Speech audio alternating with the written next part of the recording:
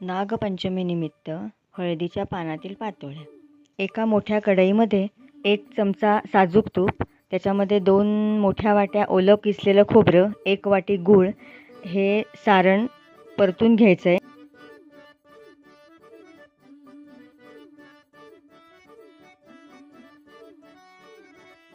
Colour बदलला की 1 मोठा चमचा वेलची पावडर घालून सारण फक्त 5 मिनटं परतून घ्यायचं आहे आणि गॅस बंद करायचा आहे. एका पातेल्यामध्ये 1.5 वाटी पाणी, त्याच्यामध्ये 1 चमचा तेल. ह्या पाण्याला उकळी आली की 1.5 वाटी भरून तांदूळाचं पीठ अशी आपल्याला उकड काढायची आहे. आणि ती उकड काढली की फक्त 2 मिनटं झाकण ठेवून गॅस बारीक ठेवायचा आहे आणि गॅस 5 मिनिटे बंद करायचा आहे.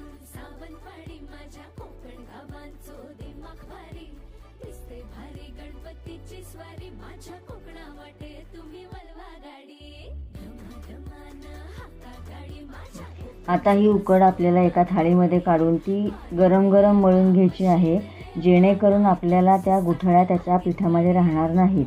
त्याचे 5-6 गोळे करून आपण त्याला हळदीच्या पानावर हाताला तेल लावून चांगले थापून घ्यायचे आणि बरोबर मध्यभागी ते जे सारण आपण केलेलं आहे ना खोबऱ्याचं, ते बरोबर मध्ये भरून घ्यायचे आणि त्याला करंजीसारखा आकार द्यायचा आहे. त्या पानामध्ये ते फोल्ड करायचे आणि असे 5-6 जे काय आपण करू ते गोळे बाजूला करून अशा करंजीच्या आकाराप्रमाणे करून बाजूला ठेवायचे.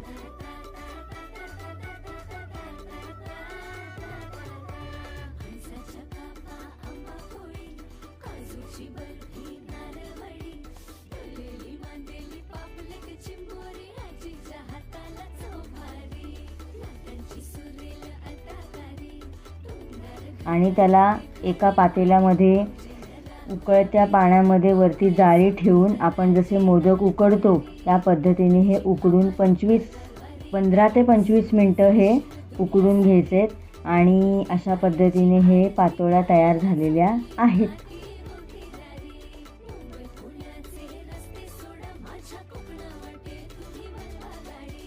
या पातोळ्या तुम्ही नुसत्याही खाऊ शकता किंवा साजूक तूप घालूनही खाऊ शकता, पण शक्यतो तुम्ही गरम गरमच खा आणि एन्जॉय करा.